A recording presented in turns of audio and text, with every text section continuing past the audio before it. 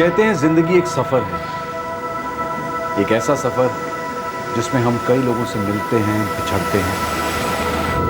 इनमें से कुछ लोग जाने पहचाने होते हैं और बहुत सारे अनजाने।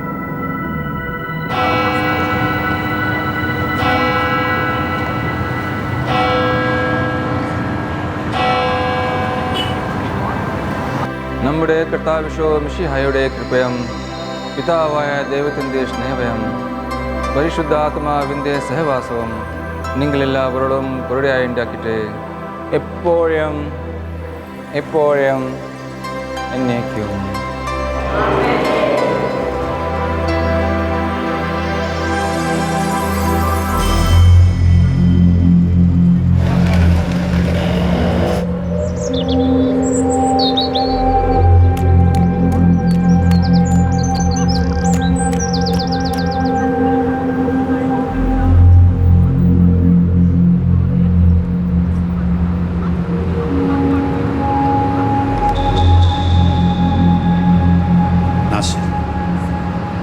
मैं चलूं बेटा तेरे साथ? नहीं अबू, आप फिक्र मत कीजिए, मैं खुद चला जाऊंगा. ठीक है.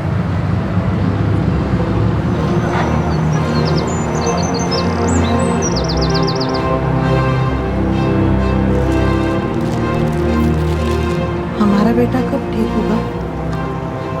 अल्लाह ने चाहा तो सब ठीक हो जाएगा.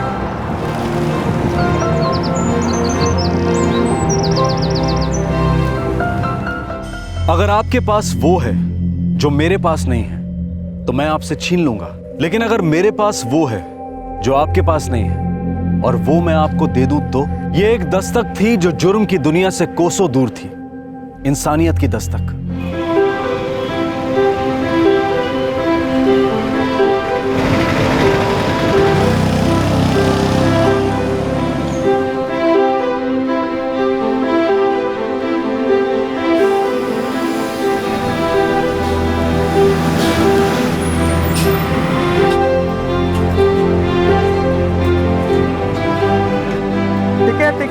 टिकट.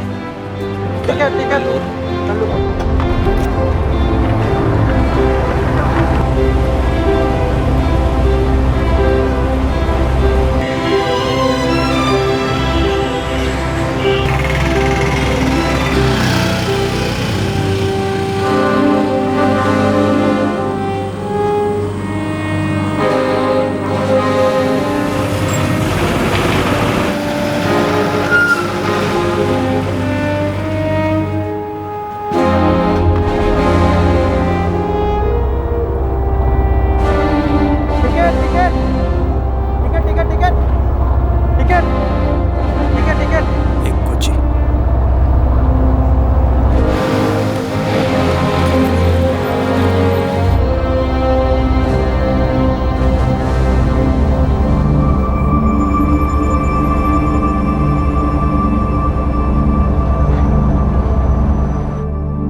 फादर जॉर्ज मैथ्यूज और अब्दुल नासिर मोहम्मद, पहला एक प्रीस्ट और दूसरा एक आम आदमी. दोनों में कुछ भी एक जैसा नहीं था सिवाय इस बात के कि दोनों 25 फरवरी 2013 की सुबह कोची जाने के लिए एक ही बस में एक साथ बैठे थे.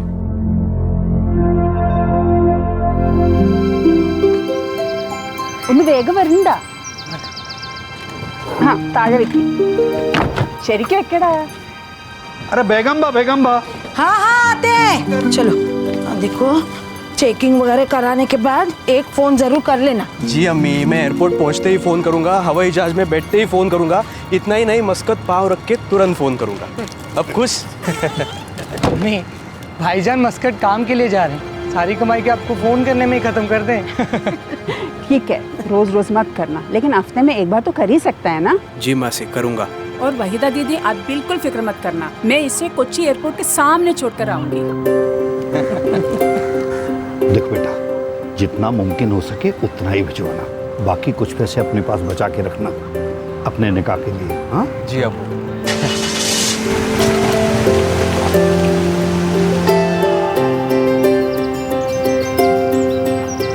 क्या अम्मी, आपको भी बस रोने का बहाना चाहिए.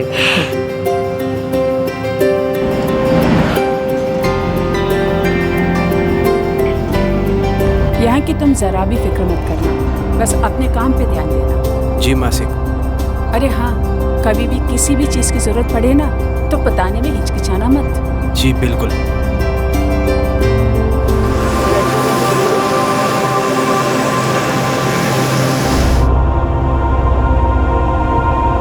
हेलो ब्रदर, परेशान दिख रहे हो, कोई प्रॉब्लम?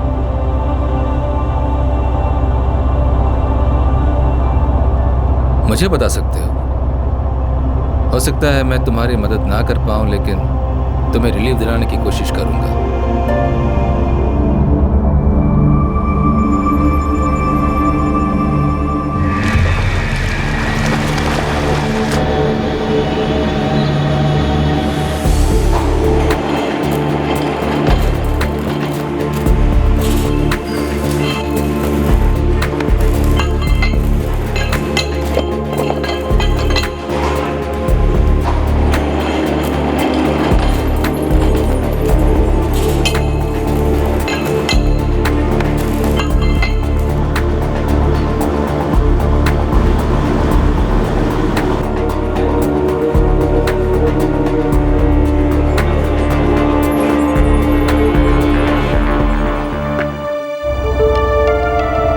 मैंने 3 साल काम किया,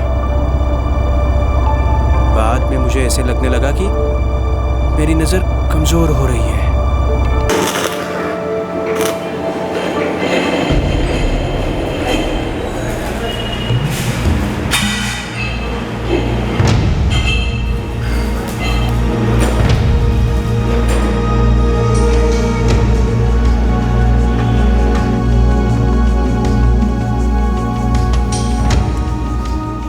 क्या हुआ?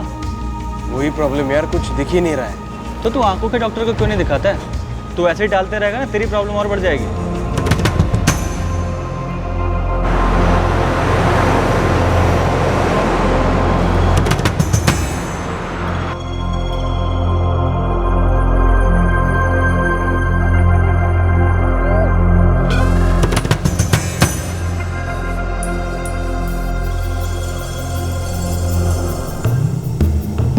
देखिए, दिखाई दे रहा है? जी। अब जी दिखाई दे रहा है।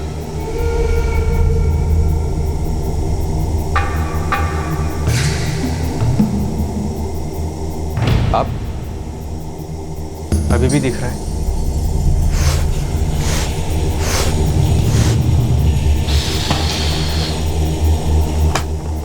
तुम्हारी आंखें तो ठीक है, बीपी भी नॉर्मल है। मेरा सजेशन है कि तुम ब्लड टेस्ट करवाओ, कुछ और प्रॉब्लम भी हो सकती है।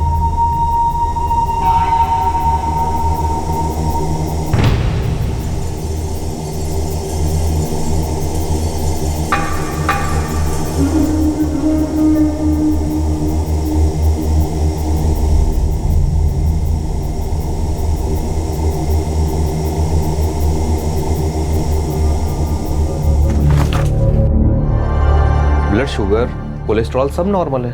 फिर मुझे ऐसा क्यों लगता है कि मैं ठीक से देख नहीं सकता? मुझे लगता है कि ये कमजोरी की वजह से है। मैं तुम्हें विटामिन की कुछ टैबलेट लिख देता हूँ, 1 हफ्ते खाओ, उसके बाद आकर बताओ।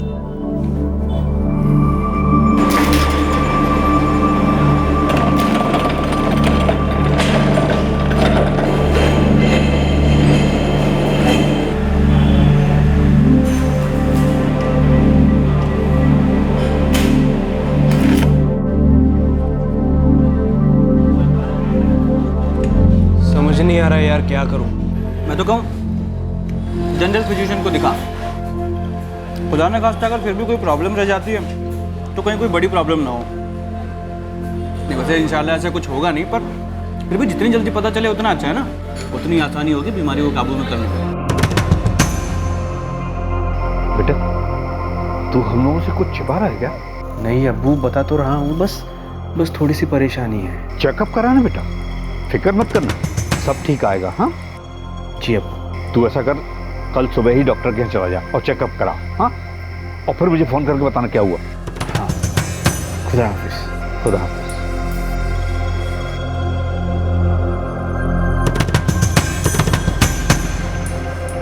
जब से वो गया तब से मैं परेशान थी। ज्यादा मत सोचो वाहिदा, अरे पता तो चलने दो कि परेशानी क्या है। अल्लाह करे सब ठीक हो।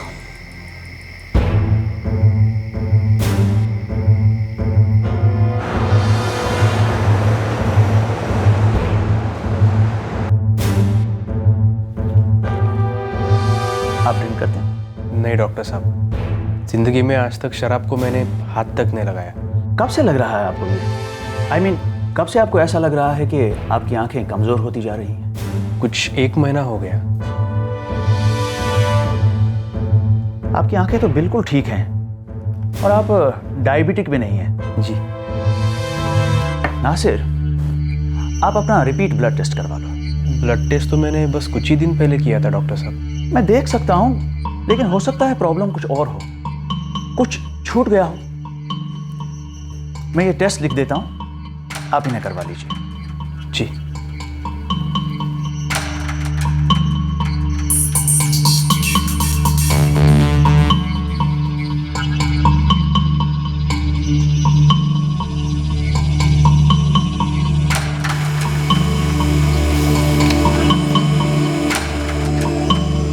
अल्लाहु अकबर, अल्लाहु अकबर, अल्लाहु अकबर, अल्लाहु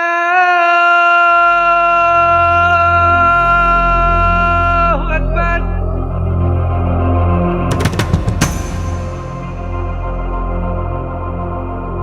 प्रॉब्लम आपकी किडनीज में ही है। किडनी? क्या प्रॉब्लम है डॉक्टर साहब? आपकी दोनों किडनीज खराब होती जा रही हैं, बल्कि आप 10 ही % काम कर रही हैं। हालात और भी खराब हो सकते हैं, और ये सब किडनीज की इन्फेक्शन की वजह से ही हो रहा है। अब क्या करना होगा डॉक्टर साहब? डायलिसिस करना पड़ेगा, बल्कि किडनी ट्रांसप्लांट भी करना पड़ेगा। नासिर, आप एक काम करो, आप अपने घर वापस चले जाओ, जहां आपकी अच्छी तरह से देखभाल भी हो और ये काम भी आसानी से हो सके।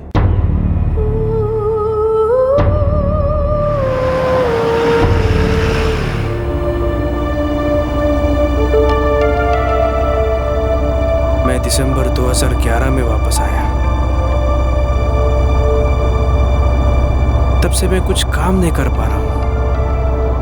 मेरा सारा का सारा ध्यान और मेरी ताकत मेरे इलाज में चली जाती है। तुम्हारे फैमिली मेंबर्स में से किसी ने ट्रांसप्लांट के लिए किडनी डोनेट नहीं किया?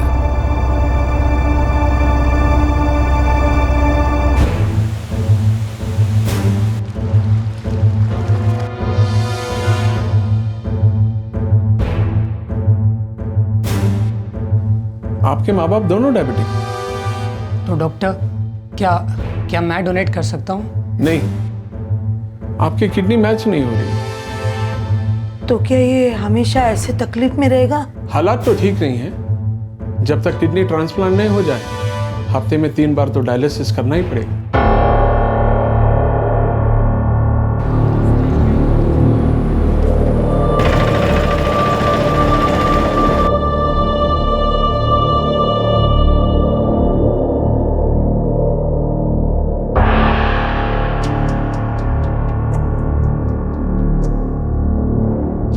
रो मत दीदी, जो भी मुमकिन है हम लोग कर लेंगे ना, कोई कसर नहीं छोड़ेंगे। शाजिया वो दिन ब दिन कमजोर होता जा रहा है, कोई काम भी नहीं कर पा रहा है। हफ्ते में 3 दिन वो क्या कहते हैं, वो डायलिसिस के लिए जाना पड़ता है। खर्चा भी बहुत आ रहा है। मैं आपकी परेशानी समझ सकती हूँ दीदी, मैं कुछ न कुछ मदद करूंगी, लोन ले लूंगी, कोई ना कोई रास्ता निकलेगा। हम ऐसे हार नहीं मानेंगे दीदी।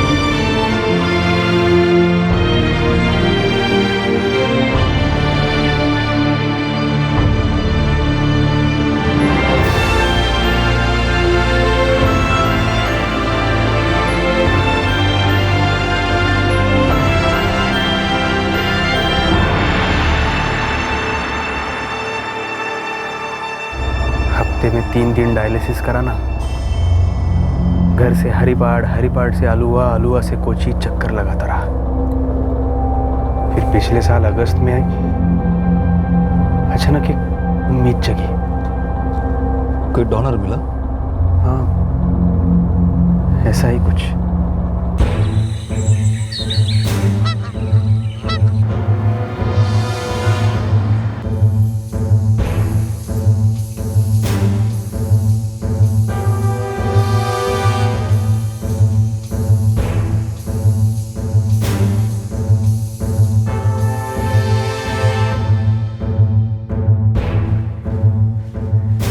जीजू इधर।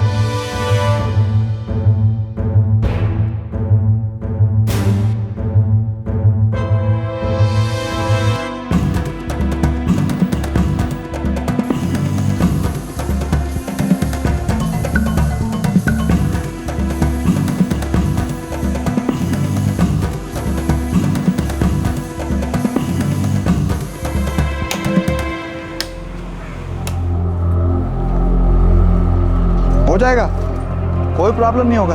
लेकिन डॉक्टर ने कहा कि किडनी मैच करनी होगी। तुमको क्या लगता है मेरे को मालूम नहीं? डोनर का ब्लड ग्रुप, एंटीजन सब कम से कम 65% मैच होना मांगता है। ये काम मैं सालों से लोगों की मदद के लिए कर रहा हूँ। तो मेरी भी मदद कीजिए ना प्लीज़। मैं हफ्ता 2 हफ्ता के अंदर तुम्हारे डोनर का अरेंजमेंट करूँगा, लेकिन पैसा लगेगा। कितना? वैसे तो बहुत कॉस्टली होता है, लेकिन अभी तुमको बहुत ज़रूरत है। मैं डोनर को बोलेगा थोड़ा कम पैसा ले। फिर भी कितना पैसा लगेगा? 4 लाख। 4 लाख? अरे ये बहुत कम है। इतना पैसा में कोई डोनर नहीं मिलेगा, सिर्फ तुम्हारा वास्ते। तुम बहुत गरीब हो और ऊपर से तुमको बहुत ज़रूरत है, इसीलिए 2.5 लाख पहले देना पड़ेगा, बाकी का 1.5 लाख ट्रांसप्लांट के बाद। कोई धोखेबाजी नहीं है, नीट एंड क्लीन। नासिर, तुमको ओके लगे तो मेरे को कॉल करना है। तुम्हारा नेक्स्ट डायलिसिस के टाइम पर मैं तुमको यहीं मिलेगा, ठीक है? हाँ, और साथ में ये रिपोर्ट लेके आना।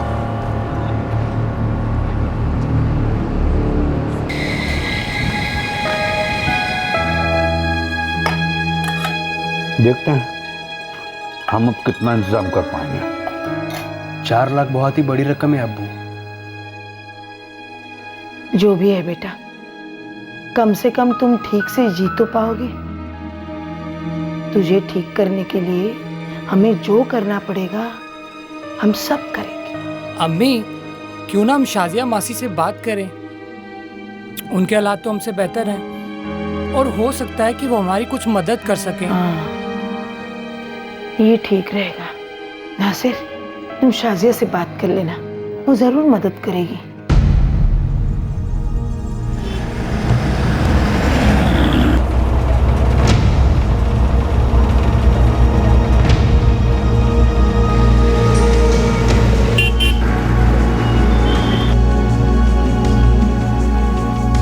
This story takes place in Athens. Theseus and Hippolyta are about to get married. They plan on having a very big wedding.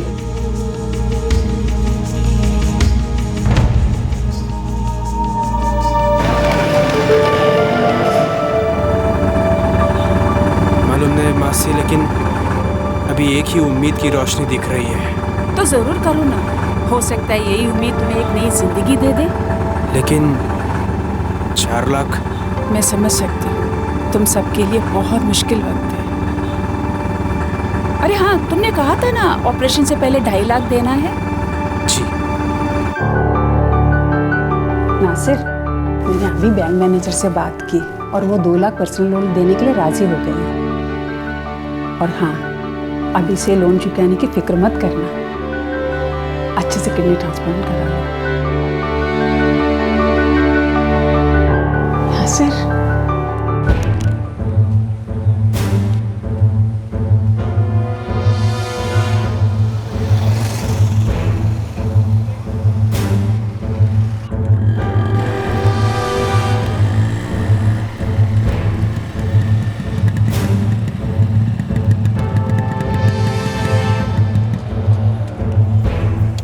तुम बहुत लकी है तो तुमने टाइम पे कॉल किया और मैंने डोनर को रोक लिया।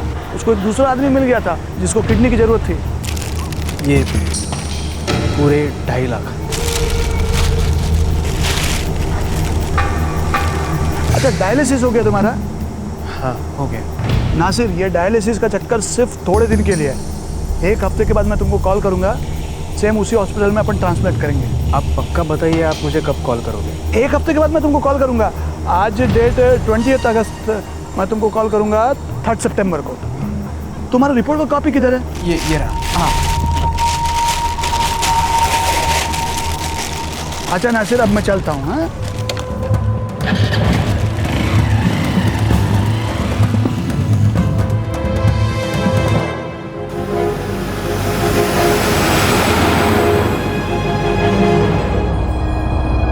फिर क्या हुआ?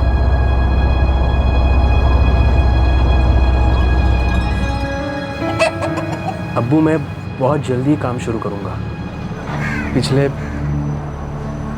पिछले 9 महीने से मैं आप पे और अनवर पे बोझ बना बैठा हूँ।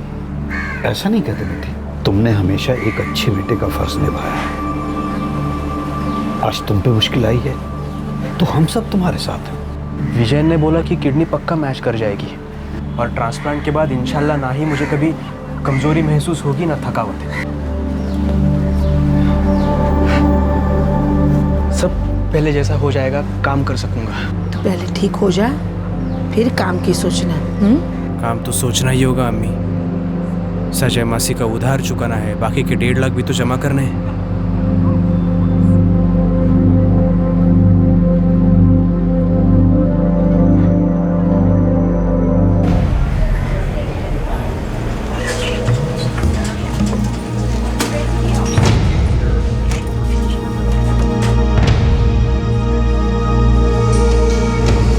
उसका मोबाइल बंद आ रहा है। लेकिन विजयन तो बोला था कि वो मुझे 3 सितंबर को फ़ोन करेगा। उसने फ़ोन तो किया ही नहीं और अब उसका फ़ोन भी बंद है। शायद कहीं फंस गया होगा विजयन। 1-2 दिन और वेट कर लो फोन का।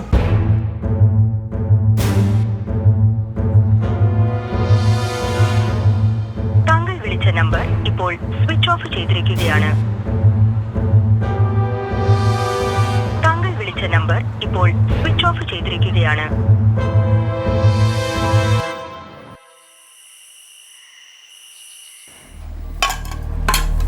ले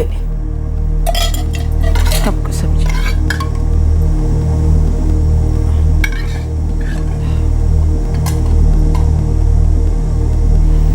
बेटा बेटा कुछ खा ले। जीजू कह रहा था ना, शायद वो सच में कहीं फंस गया होगा।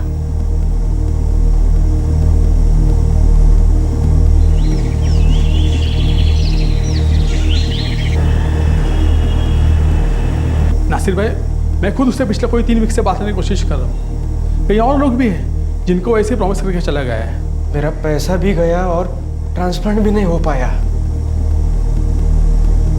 पूरी जेब खाली हो गई जीजू, उधारी में डूब गया मैं समझ रहा हूँ नासिर भाई, लेकिन विजयन ऐसा आदमी नहीं है। उसने तो कई ट्रांसप्लांट का इंतजाम किया था, लेकिन समझ नहीं आ रहा है वो फ़ोन बंद करके क्यों बैठा है।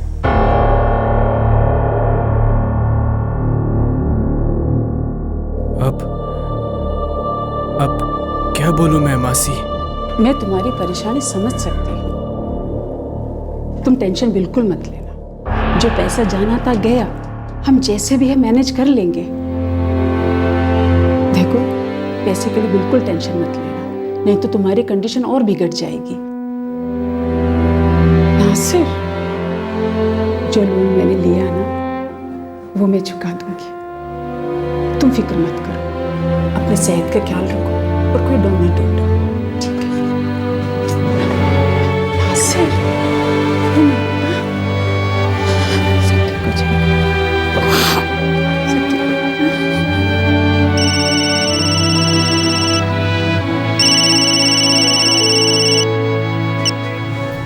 हेलो। हाँ नासिर भाई, जीजू बोल रहा हूँ। हाँ जीजू, विजयन की कोई खबर? हाँ नासिर भाई, विजयन अभी त्रिशूर में है।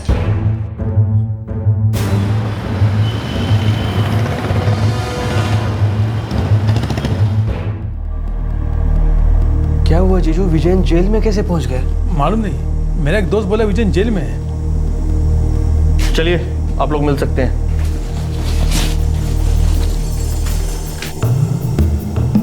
नहीं हो सकता? क्या मतलब नहीं हो सकता? नासिर, तुम समझ नहीं रहे। मैं अपनी तरफ से अच्छा के लिए काम कर रहा था, लेकिन किसी ने पुलिस को कंप्लेन कर दिया और पुलिस ने मेरे को पकड़ लिया। अरे विजयन, फिर मेरे पैसे का क्या? तुम्हारा सारा पैसा पुलिस ने जब्त कर लिया।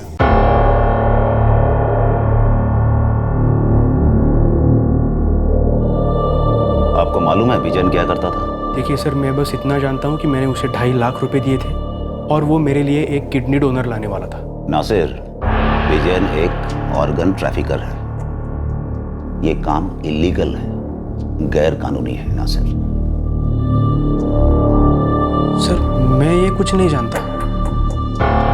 देखिए सर, मुझे इस परेशानी को झेलते पूरा 1.5 साल हो गया। मेरे दोनों किडनी खराब हो गई सर। हफ्ते में 3 दिन डायलिसिस करना पड़ता है। मैं पूरी हार मान चुका था। ऐसा लगता था चली गई जिंदगी हाथ से। लेकिन तभी सर ये उम्मीद बन के मेरे सामने आया। मुझे लगा चलो एक अच्छा किडनी डोनर मिला है मुझे, मैं मेरी ज़िंदगी पहले की तरह जी पाऊंगा। मेरे रिश्तेदारों ने, मेरे घर वालों ने मेरी बहुत मदद की। मेरे इलाज के लिए लोन तक निकाला सर। देखिए सर, उसने मुझे जो धोखा दिया, जो वादा किया, मैं सब बोलने के लिए तैयार हूँ, पर मेरे पैसे दिलवा दीजिए सर। मेरे लिए बहुत मायने रखते हैं वो, प्लीज़। देखो, केस कोर्ट में चला गया है और विजयन से जो भी चीज़ हमें बरामद हुआ है हमने कोर्ट में जमा करवा दिया है। मैं तुम्हारी कोई हेल्प नहीं कर सकता। I am sorry. Sir please मेरी बात सुनिए, मेरे पैसे दिलवा। बोला ना, मैं कुछ नहीं कर सकता हूँ। वो गैरकानूनी तरीके से ऑर्गन बेचने का धंधा करता है और अगर वो तुम्हें किडनी दिला भी देता तो भी ये गैरकानूनी होता।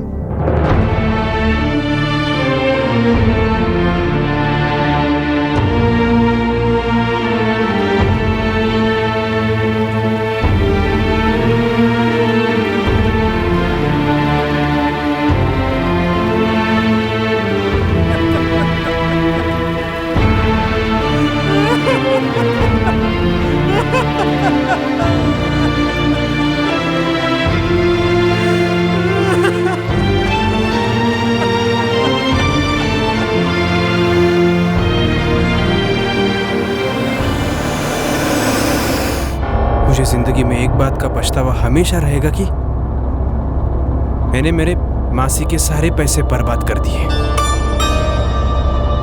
वो अभी भी लोन चुका रही है और मैं डायलिसिस और चेकअप के लिए चक्कर लगा रहा हूँ। ये खर्चा बहुत भारी पड़ रहा है मेरे फैमिली पे। परेशान हूँ मैं, समझ नहीं आ रहा है मेरा आगे क्या होने वाला है। मैं तुम्हारा दर्द, तुम्हारी तकलीफ समझ सकता हूँ नासिर। यू नो नासिर, हम लोग 2 किडनियों के साथ पैदा होते हैं, लेकिन इंसान के शरीर की बनावट का करिश्मा देखो। एक किडनी के साथ भी नॉर्मल जिंदगी बिता सकते हैं। मेरी बदकिस्मती तो यह है कि मेरी दोनों किडनी खराब है। ब्लड ग्रुप क्या है तुम्हारा? ए पॉजिटिव।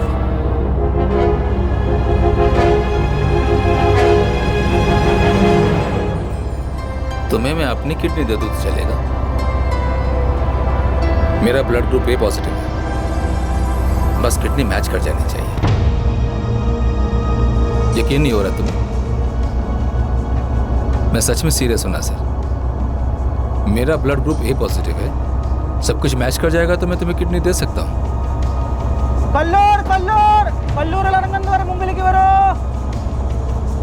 मुझे यहीं उतरना है। तुम कोची में कहाँ जा रहे हो? मैं मेडिकल ट्रस्ट हॉस्पिटल में रेगुलर डायलिसिस के लिए जा रहा हूँ। तुम मुझे अपना फ़ोन नंबर दे दो, मैं तुम्हें फ़ोन करूँगा।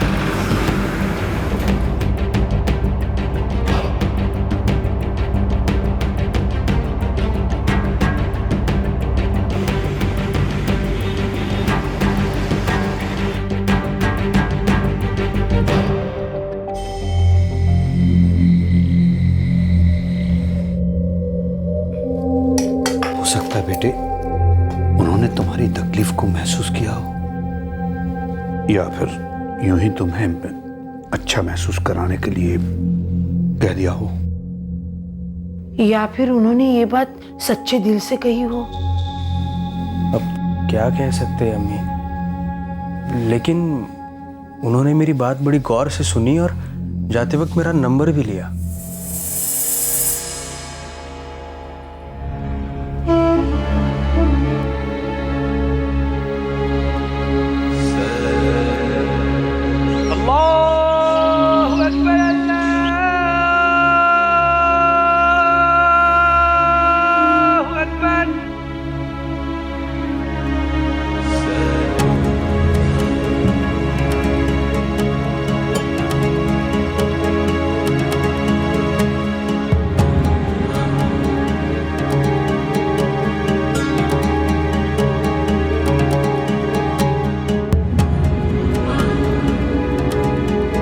बहुत बार ऐसा होता है कि बस में आपका पर्स मार लिया जाता है और आपकी बगल में बैठा हुआ आदमी ही ऐसा करके चंपत हो जाता है। एक बार तो आपको झटका लगता है, लेकिन फिर आप ये सोचकर अपने आप को दिलासा दे देते हैं कि भाई बसों में तो अक्सर ऐसा होता ही रहता है। लेकिन यहाँ नासिर के साथ एक ऐसा आदमी बैठा था बस में जो एकदम अनजान था, दूर दूर तक उससे कोई रिश्ता नहीं था, और वो अनजान आदमी उसे अपनी किडनी देने का वादा कर गया। हेलो नासिर, जी बोल रहा हूँ। मैं फादर जॉर्ज मैथ्यूज बोल रहा हूँ। मैं तुमसे मिला था ना बस में कल, पहचाना मुझे? जी याद है मुझे। देखो, मैंने कोची में डॉक्टर फारूक मोहम्मद से बात की है। वो मेडिकल ट्रस्ट हॉस्पिटल में कंसल्टिंग डॉक्टर है। तुम कल कोची आ सकते हो। वो हमारे मैचिंग के लिए कुछ टेस्ट करना चाहते हैं नासिर। आ सकते हो? Is it okay for you? Nasir, तुम सुन रहे हो ना? हाँ जी सुन रहा हूँ। एड्रेस बोलूं? जी बताइए।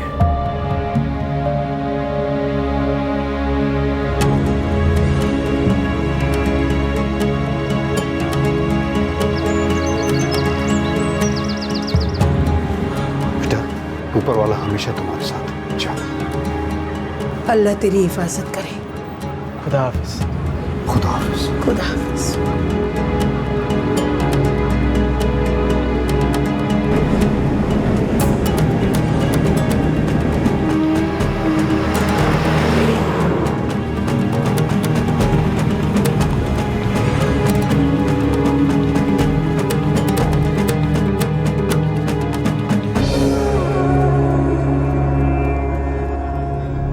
फादर, पहले हमें blood group matching, tissue matching, cross matching, ये सब टेस्ट करने होंगे। उसके बाद ही हम तय कर पाएंगे कि ट्रांसप्लांट हो सकता है या नहीं। No problem. इसमें 2-3 हफ्ते लगेंगे। ओके।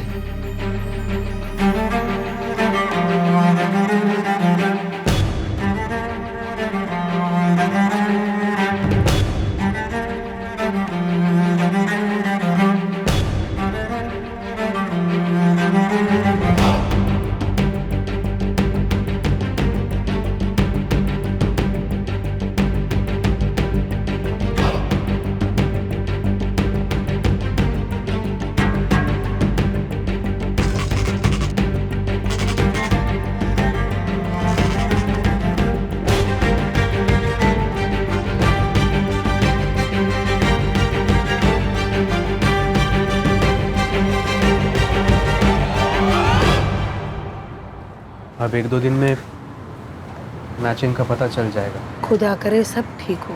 देखा, फादर अपने वादे से मुकरे नहीं। तूने उससे पूछा था कि वो तुझे किडनी क्यों देना चाहते हैं? पूछा था। फादर, चाहे मैचिंग हो या ना हो, ट्रांसप्लांट हो पाए या ना हो पाए, आपने मेरे लिए जो सोचा है, किया है, आप मेरे लिए किसी फरिश्ते से कम नहीं हो। नहीं ब्रदर, ये किसी फरिश्ते का काम नहीं है, इंसान का ही काम है। आपने मुझसे मेरी तकलीफ जाननी चाहिए, मेरी पूरी बात सुन ली, और बस एक ही सेकंड में आपने आपके जिस्म का एक हिस्सा मुझे देने का फैसला भी कर लिया। मेरे पास जो चीज़ 2 है वो तुम्हारे पास एक भी नहीं। मेरा एक से काम चल सकता है, लेकिन अगर दूसरी तुम्हें मिल जाए तो तुम अपनी बाकी की जिंदगी नॉर्मल बिता सकते हो। सच में ये खुदा का भेजा हुआ बंदा है।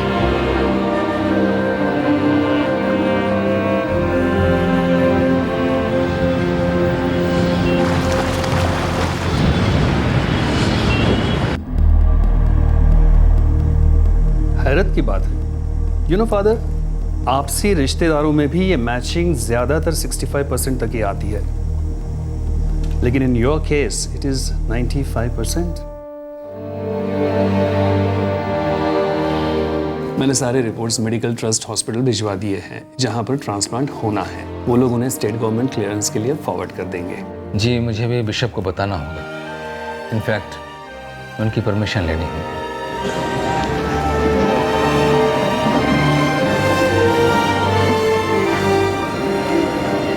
ब्रदर, अब ये तकलीफ ज्यादा दिन की नहीं है,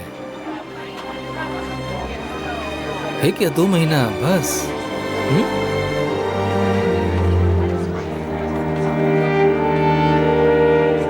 मैचिंग हो चुकी थी और उसके मुताबिक father George Matthews Abdul Nasir Mohammad को अपनी किडनी डोनेट कर सकते थे। एक प्रीस्ट अपने साथ बस में सफर कर रहे एक इंसान की कहानी सुनकर उसे तुरंत अपनी किडनी देने के लिए राजी हो गया।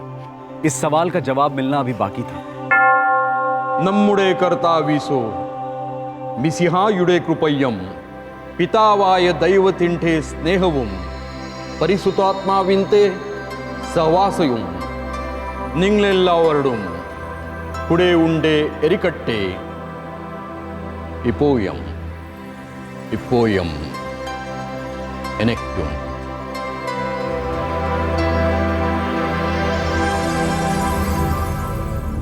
फादर जॉर्ज, आपने ये जो किडनी डोनेट करने का फैसला किया है, ये बड़ा ही पुण्य का काम है, इंसानियत की बहुत बड़ी सेवा है। Thank you sir. क्या मैं ये जान सकता हूं कि आपने इस इंसान को किडनी देने का क्यों सोचा? वो बहुत तकलीफ में है सर। मैंने उसकी तकलीफ को महसूस किया जब मैंने पहली बार उसका चेहरा देखा, और फिर जब उसने अपनी पूरी कहानी सुनाई, मैंने उसके दर्द को ज्यादा महसूस किया। कंपैशन, करुणा ही तो जिंदगी का मंत्र है। लेकिन आपने ये फैसला क्यों किया? फादर जैकब,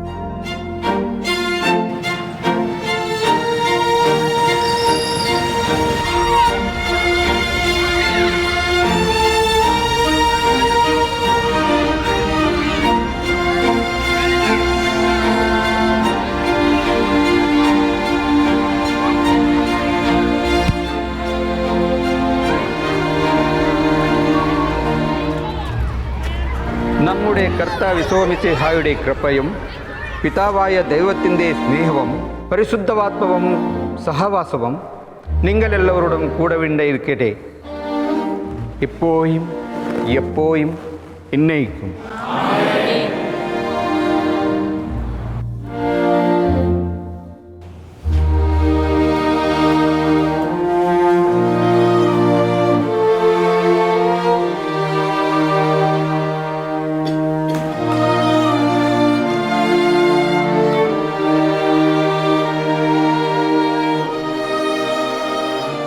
जब मैं छोटा था मेरे पेरेंट्स मुझे चर्च जाने के लिए इनकरेज करते थे। मैं बुक्स बहुत पढ़ता था। जैसे जैसे बड़ा होता गया मेरा मन गॉड और इंसानियत की सर्विस करने को बनता गया। मेरे इस फैसले के पीछे सबसे बड़ी प्रेरणा फादर जैकब थे। कोई 4 साल पहले 2009 में मैं त्रिशूर के एक हेल्थ सेंटर में था।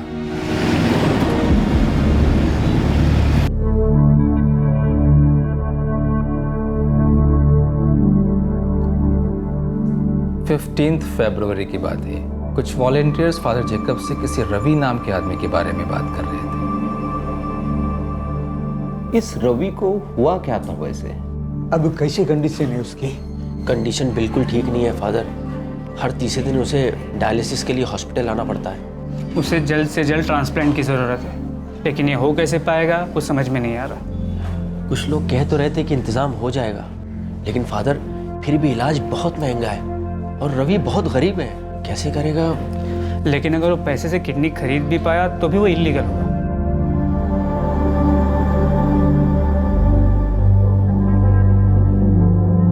जॉर्ज, you know, एक किडनी के साथ आराम से जिया जा सकता है। इंसानी शरीर एक कुदरत की करिश्मा है।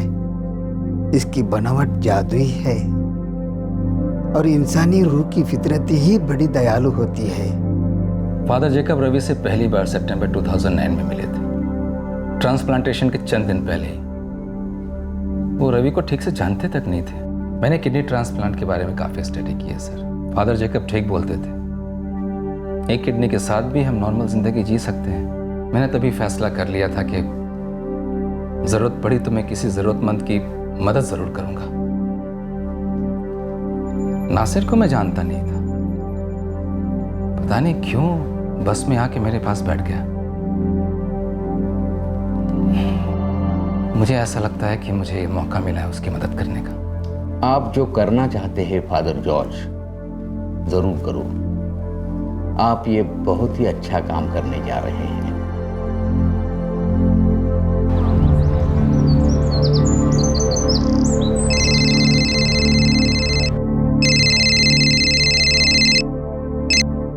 हेलो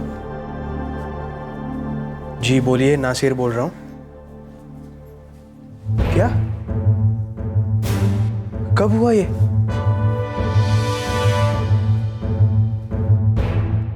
क्या हुआ? क्या हुआ? सर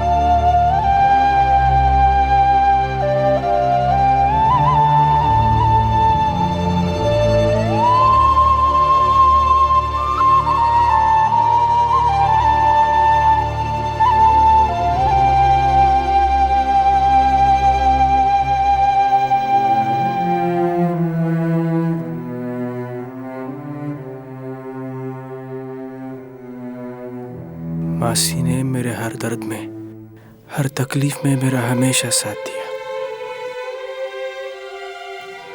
अब पूरी जिंदगी में उनके एहसानों का बदला कभी नहीं चुका पाऊंगा।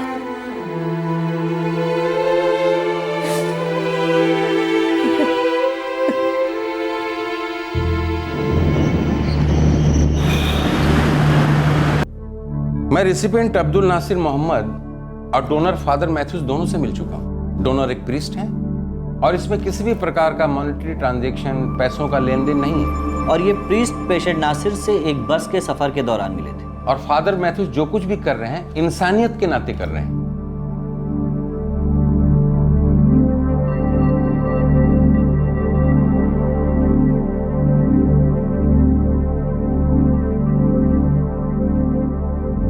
खून के रिश्ते के बाहर किडनी डोनेट करने की अनुमति भारत देश में नहीं है, क्योंकि ऐसे मामलों में पैसे के लेन देन का डर रहता है और वैसे भी इलीगल ऑर्गन ट्रैफिकिंग काफी फल फूल रही है। इसी वजह से इस मामले में मेडिकल काउंसिल की मंजूरी बहुत जरूरी थी, क्योंकि फादर मैथ्यूज और नासिर खून के रिश्ते में नहीं बंधे थे, भले ही उनके इंसानी रिश्ते काफी गहराई तक जुड़ गए थे। मई 2013 के पहले हफ्ते तक आखिरी मंजूरी आ ही गई।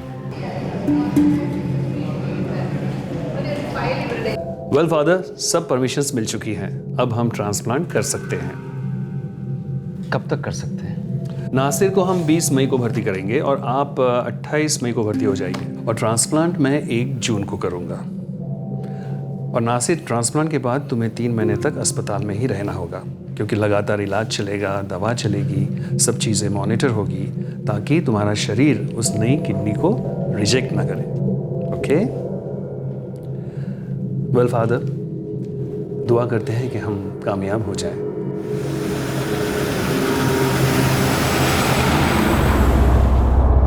क्या आपने आपकी फैमिली से बात की? हाँ, की मैंने।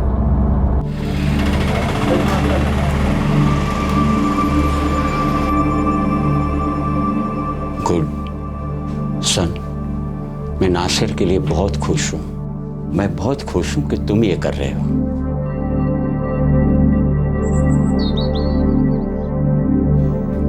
समझ में नहीं आता मैं आपसे क्या कहूँ। कुछ कहने की जरूरत नहीं है, सिर्फ आप लोग दुआ करें कि ट्रांसप्लांटेशन अच्छे ढंग से हो जाए। मुझे नासिर को अच्छी जिंदगी बिताते हुए देखकर खुशी होगी। इसके चेहरे पे खुशी लौट आए, ये देखकर मुझे अच्छा लगेगा। नासिर बता रहा था कि ऑपरेशन के लिए 5 लाख लगेंगे, फिर उसकी देखरेख के लिए, अगले इलाज के लिए 3 लाख लगेंगे। डोंट वरी, जब इतनी दूर चल के आ गए हैं तो आगे भी रास्ता निकल जाएगा। इंसानों में इंसानियत की कमी नहीं है, लोग आएंगे हमारी मदद को।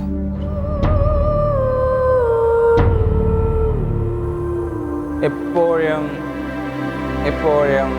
എന്നേക്കും मेरी आप लोगों से एक रिक्वेस्ट है, एक गुजारिश है मेरी। हमें आप लोगों की मदद की ज़रूरत है। थोड़ा बहुत जितना भी हो सके कंट्रीब्यूट करें, हेल्प करें। Thank you.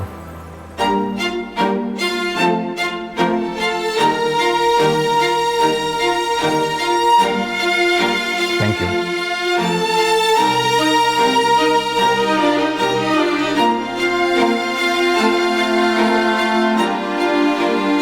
बहुत से लोग, बहुत से रिश्तेदार, बहुत से एनजीओज मदद के लिए आगे आए और मेडिकल एक्सपेंडिचर में अपना अपना योगदान दिया। अल्लाहु अकबर, अल्लाहु Akbar.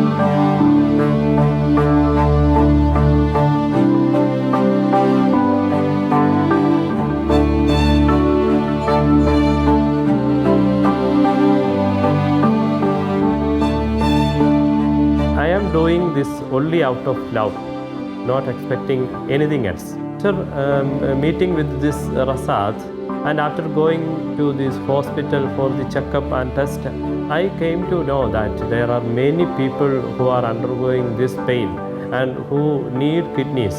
I am saying the viewers or hearing people to come forward and give their and be ready to donate their kidneys. Charity should come first always. പ്രതീക്ഷകളെല്ലാം നഷ്ടപ്പെട്ട സമയത്ത് എനിക്ക് കിട്ടിയ ഒരു ദൈവാനുഗ്രഹമായി ഞാനിതിനെ കാണുന്നു. മരണത്തെ മുഖാമുഖം കണ്ട എനിക്ക് ഫാദർ അദ്ദേഹത്തിൻ്റെ ഒരു ജീവൻ പകർന്നു നൽകിയിരിക്കുകയാണ്. അതിലൂടെ ദൈവസഹായത്താൽ സുഖം പ്രാപിച്ചു കഴിഞ്ഞാൽ എന്നെപ്പോലെ അവശത അനുഭവിക്കുന്ന ആൾക്കാർക്ക് വേണ്ടി എന്നാൽ കഴിയുന്ന സഹായങ്ങൾ ചെയ്യാനും അവരുടെ വിഷമതകൾ മനസ്സിലാക്കി അവർക്ക് വേണ്ടി പ്രവർത്തിക്കാൻ എനിക്ക് താല്പര്യമുണ്ട്. അതിൽ ഫാദറിൻ്റെ ഈ വലിയ മനസ്സിന് ഞാൻ അങ്ങേയറ്റം കടപ്പെട്ടവനായിരുന്നു. This priest is genuinely coming forward and saying, I want to wholeheartedly donate an organ to save a life. It's a great example for the whole world. Actually, with the cadaver donation, that's donating one's organs after death, it's very altruistic thing which the family of the deceased can do to that person. That has to be imbibed, and that all these stigmas and social misconceptions, religious beliefs has to be modified. If you are healthy, if you are learned, if you are independent, if you are financially sound, don't be afraid to part with your organ even when you are living. Once you are dead, don't carry them to heavens because heavens doesn't require them.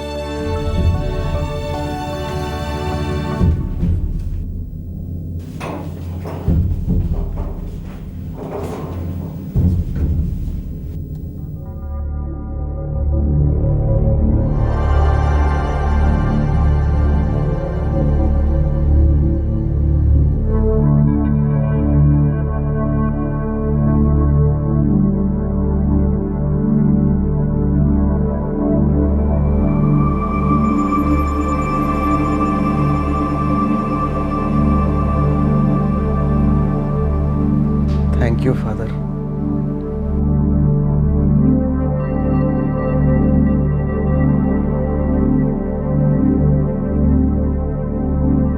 Transplantation कामयाब रहा और father Sibi Sebastian को 3 जून 2013 को अस्पताल से discharge कर दिया गया। रसद मोहम्मद अब भी हॉस्पिटल में ऑपरेशन की बाद की निगरानी में है।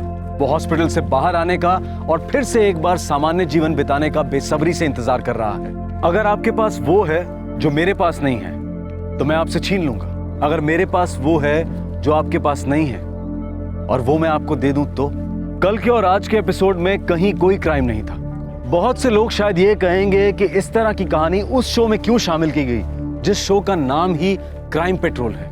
बचपन से हम जो भी किस्से कहानियां देखते, सुनते, पढ़ते आ रहे हैं उन सभी में अच्छाई और बुराई की लड़ाई ही दिखाई गई है। अच्छाई की विजय और बुराई का विनाश ज्यादातर किस्सों का फलसफा रहा है। लेकिन जब इन किस्से कहानियों से बाहर हम असल जिंदगी की ओर रुख करते हैं तो कुछ अलग ही कहानियों से हमारा सामना होता है। हमें देखने को मिलता है कि गलत और बुरा अच्छे को कुचल दे रहा है। सद्गुण और आदर्श तो बस बीते राम राज्य का हिस्सा लगते हैं। आज का हिस्सा तो हमें हैवानियत, स्वार्थ और आपाधापी की जिंदगी बिताने का एकमात्र तरीका जान पड़ता है। जुर्म के जितने अलग अलग किस्म के किस्से हम आपके सामने लेकर आते हैं उनमें से ये एक ऐसा वाकया था जिसने हमें झकझोर कर रख दिया। हम गलतियों से सबक लेते हैं और इसी तरह से हम अपने आप को आने वाले खतरों से बचाते हैं। ऐसे ही हम अच्छाई से, ऐसे किसी साधारण आदमी के असाधारण काम से भी सीख सकते हैं, सबक ले सकते हैं। ये वाकया हमारी उम्मीद और हमारे यकीन को कायम रखता है कि हम सबके भीतर एक अच्छाई की लौ है जो हमेशा टिमटिमाती रहती है। जैसे कहा ही जाता है कि हम सबके भीतर कहीं अच्छाई भरी है और फादर सिबी सेबेस्टियन इस बात को सच्चा साबित करते हैं। आपसे फिर मुलाकात होगी क्राइम पेट्रोल दस्तक में एक और नए केस के साथ।